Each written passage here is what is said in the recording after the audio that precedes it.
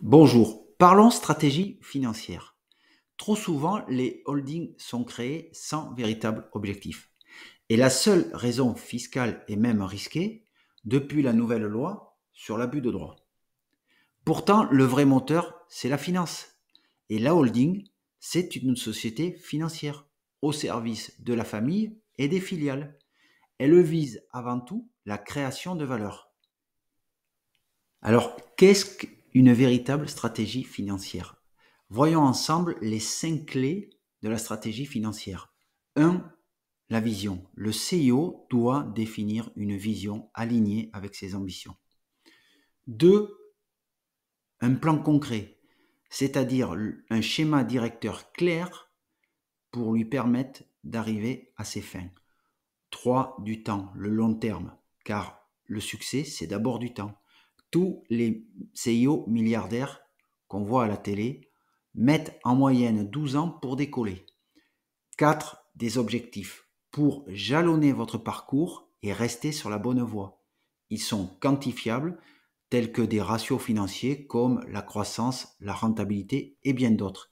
Et 5. Un avantage décisif, une méthode implacable, un savoir-faire exclusif créateur de richesse.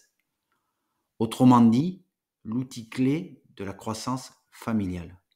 Alors, pourquoi la majorité n'a pas de stratégie financière? Voici les 5 raisons les plus courantes. D'abord, le CIO a d'autres priorités à court terme. Dommage, car c'est vraiment le long terme qui est créateur de valeur.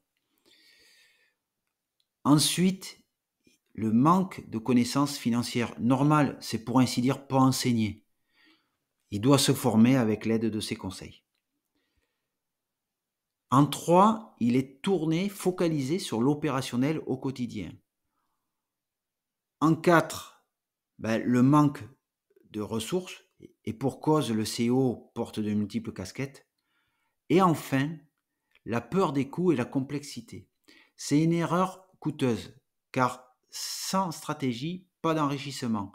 Retenir également que la comptabilité tire le bilan du passé, et la finance, c'est regarder l'avenir. Alors, quelles sont les conséquences de l'absence de stratégie financière? Il y a 3 risques majeurs. 1. Un endettement excessif. Et ça, on le voit très souvent. Il met la pression sur le CEO et engendre des difficultés pour la holding. 2. Le manque de liquidité, ce qui entraîne des difficultés pour faire face aux dépenses courantes ou aux investissements.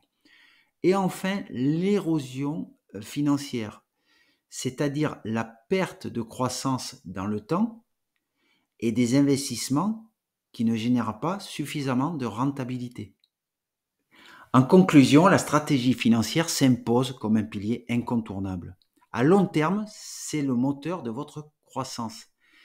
C'est aussi la forteresse qui protège votre patrimoine et sécurise sa transmission aux générations futures. Gardez en tête que la fiscalité seule ne vous enrichira pas. Elle vous mettra même sous risque à cause de la loi sur l'abus de droit. La stratégie financière est la garante de votre réussite. Elle propulse votre croissance et mesure la performance. C'est à la fois le carburant vital de votre holding et en même temps le compteur de vitesse. Alors, pour aller plus loin, vous pouvez consulter en ligne nos articles sur les holdings. Vous pouvez également me contacter directement à l'adresse mail qui s'affiche sur l'écran.